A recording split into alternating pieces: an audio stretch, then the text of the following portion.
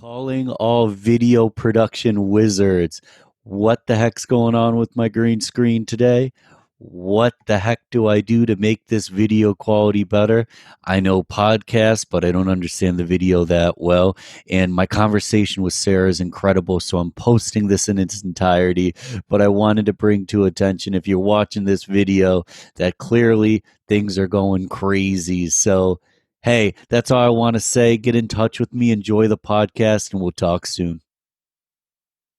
Welcome to Rochester Business Connections, powered by Balbert Marketing, LLC, where I get the chance to chat with Rochester, New York's very best business owners, entrepreneurs, and thought leaders.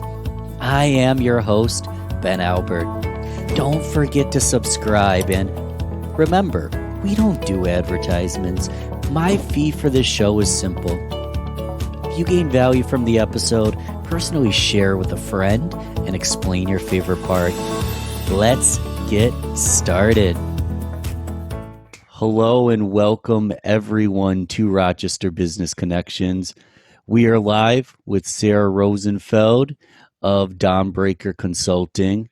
Sara, how are we doing today? Welcome to the show.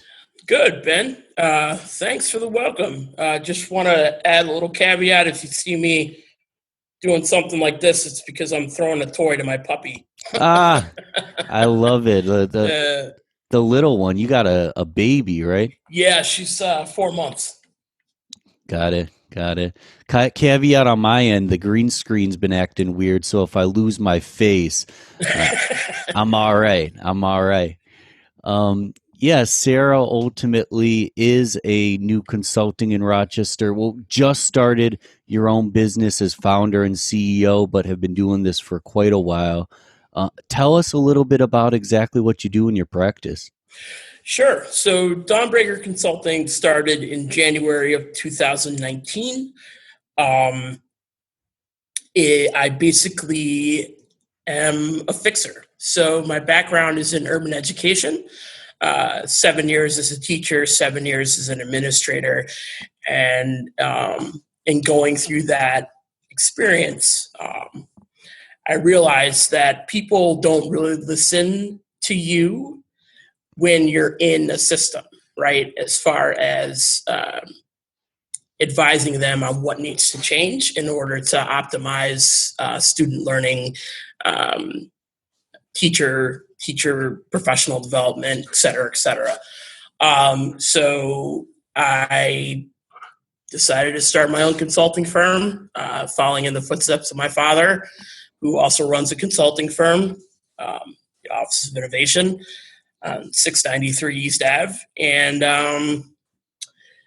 last year had a wonderful year-long relationship with a local charter school dealing with teaching teachers and administration restorative justice techniques and restorative practice. And the focus on that is to create authentic relationships between people, especially between teachers and students. It also has a very strong anti-racist and equity element to it, where we learn how to treat people the way we would want to be treated, right? I also work with nonprofits doing organizational management or professional development trainings as well.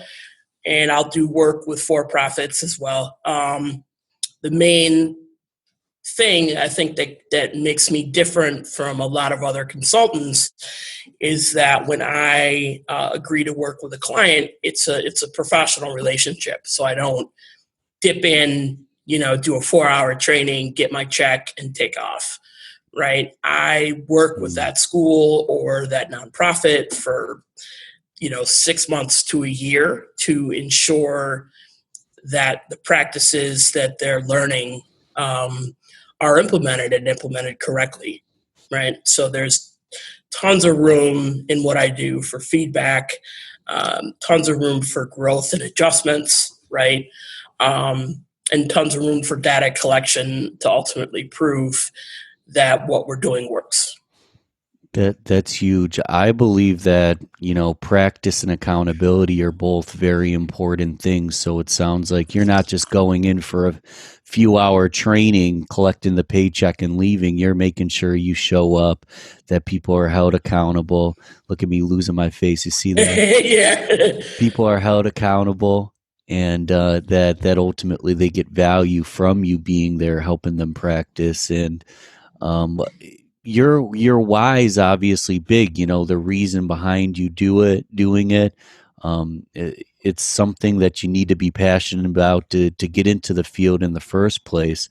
What are some of the reasons you're so passionate about this practice, and why you got started in the first place?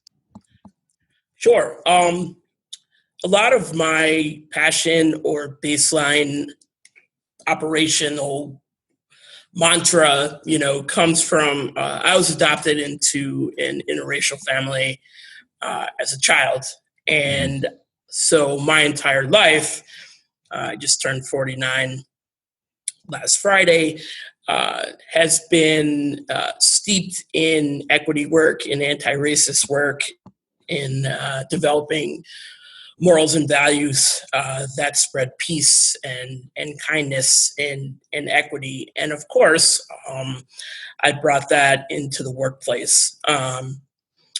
Schools are funny places where schools are microcosms of society. So there's a lot of the same problems outside the schoolhouse doors Mm. as well as inside the schoolhouse doors, right? And if I'm in a position where I'm teaching children or then in a position of school leadership, we have to make sure that our kids are getting and our families are getting a fair, equitable, and useful, right, positive and respectful education. And that doesn't happen all the time. And there's plenty of reasons for it, whether there's more white teachers teaching kids of color, most administrators are white men, right? And coming from different cultures, lots of times we collide, right? We don't know Mm. how to interface with one another in a positive manner that leads to productivity and peace. So that's really, my motive and motivation is I was born, basically born into a family that does this work. So, it was just a logical progression. And that's great. Ultimately, we need to be equitable. We need to have our school systems, our culture, our society to Mhm. represent the people in it. That everyone says it, and it's absolutely true. Glad that you're taking a part in making that happen. So you've worked with schools. Is there, other sectors that you've worked with? I mean, I don't know much about your work in itself. So what are some of the other, groups of people you could work with as well? Right. Again, working with nonprofits in doing strategic planning Mm. and making sure that there's equity pieces in there, organizational management to make sure that organizations are running as efficiently as possible. For profits, it's the same thing. It's any entity that wants to deal or uh, implement a culture shift, right, towards equity, right, which leads to greater output, right, and greater production. Then I come in and I do that. Hey, I love it. And you obviously are serving the community, the city in Rochester. Are you a native to Rochester, or how Hmm. long have you lived here in Rochester? I am a native. Um, well, I got adopted at 5 months. I was born downstate, Mm. so I'll say that I am a native. It's funny. I've only been back in town about 3 years. So um, in the '90s, I joined the Army and served in the Army for 3 years. Came back, did my undergrad and grad at SUNY Brockport, and then was like, this city's too small. Took off and went to Boston for about 7, 8 years, and then out to the West Coast, the Bay Area, for about 10. So I've been back since 2017. And, it takes a while, whenever you move anywhere, even if you're moving back home, Right. to really, get your feet underneath you and figure out, your next trajectory in life. And it just became increasingly clear that the best thing for me would be to create and run my own company. So that's what happened. And in the winter, in January of 2019, went down to the county office and paid my money and, got going. So, Hey, congratulations with that. thank you. Thank you for your service. We're glad to have you back in Rochester doing work here. And, just talking about Rochester, do you have any favorite parts of the city, places we'll see you on the weekend, or just certain parts of the city that you love? I live downtown, in a loft downtown, kind of like a work live space. So, it's funny, when I moved back to Rochester, so many things have changed. I was like, it's called what? Where are we? With all the, Right. Restaurants and other places. So, I am still exploring Rochester, but, with my new addition to the household, my 4-month-old puppy, Cypress, we're getting out in the parks a lot more and just really taking advantage of the beauty of the Rochester area, right? Being in California for so long, you didn't get 4 seasons, so, now that it's fall and that's my favorite season, we're out ripping and running, Ellison Park, or, we might go out to Letchworth this weekend. So, being out in nature is my favorite thing about Rochester. It's true. I mean, you don't have to leave far outside of Rochester to be at Letchworth, to be at Stony Brook, to be in Ithaca, to be in Naples. There's so much to do in the area, and then the city itself's got a lively energy. So, right.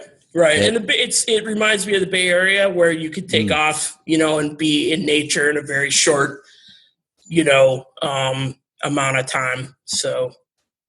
Well, we're glad to have you back in Rochester. You came at an odd time because you came right before COVID, Right. which is shooking up everything. Now, I presume, it's possible to have groups and have sessions over Zoom and things like that, but, it's better to be in person with people. How has COVID kind of shooken up your practice, and what are, some of the things you've been brainstorming to do going forward?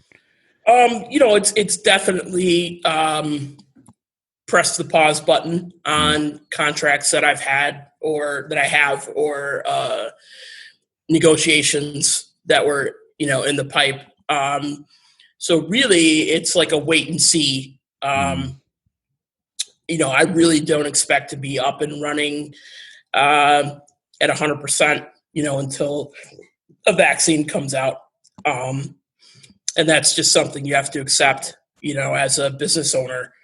But, I still, keep busy doing service projects. I started a service project in Brighton, feeding families once a month, me and my friends. We do that. I serve on the Rochester City School District's REAL team, which deals with anti-racism and equity in the school district. I'm doing some work with the Abolitionist Teaching Network and Dr. Bettina Love. So, I'm still hustling out there. I'm still there, right? But definitely, as far as getting contracts, it's been pretty seriously impactful. Right. Well, thank you. It seems like you're always dedicated to service. Do you have any recommendations for small things someone can do to start serving the community? Even if it starts real small, and anywhere we can start Even if we haven't dedicated our career to it, obviously it's not too late to begin. Yeah, I mean, follow your passion. I mean, the hardest thing is to begin.